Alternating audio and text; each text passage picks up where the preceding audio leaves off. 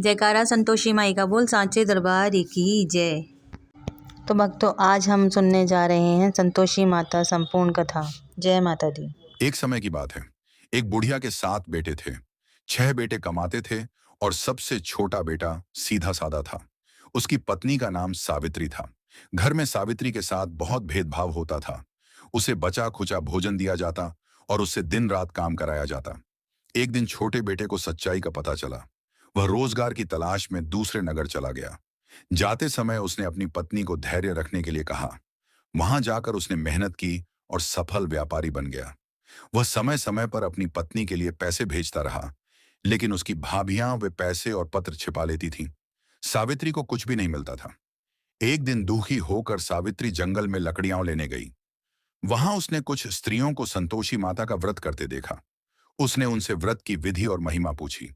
स्त्रियों ने बताया कि शुक्रवार के दिन श्रद्धा से संतोषी माता का व्रत करने, गुड़ और चने का भोग लगाने तथा खट्टी वस्तु का त्याग करने से माता सभी मनोकामनाएं पूर्ण करती हैं।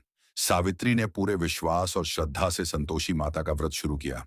धीरे धीरे माता की कृपा से उसके जीवन के सभी कष्ट दूर होने लगे। उसी समय उसके पति को भी अपनी पत्नी की याद आई और वह बहुत सारा धन लेकर घर लौट आया। दोनों का जीवन सुखपूर्वक बीतने लगा।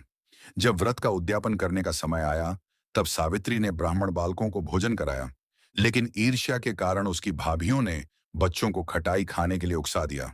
इससे व्रत का नियम भंग हो गया और कुछ समय के लिए फिर कठिनाइयां उमा गईं।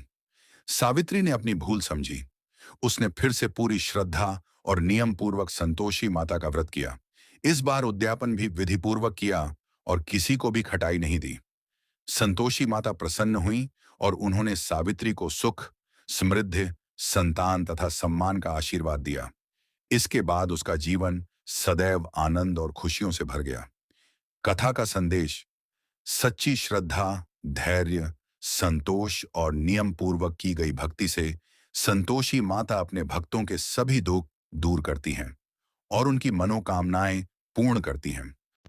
तो भक्तों, बोलो संतोषी माता की जय। जिसने लिया माता का नाम, उसके हुए पूरे काम। जय माता दी।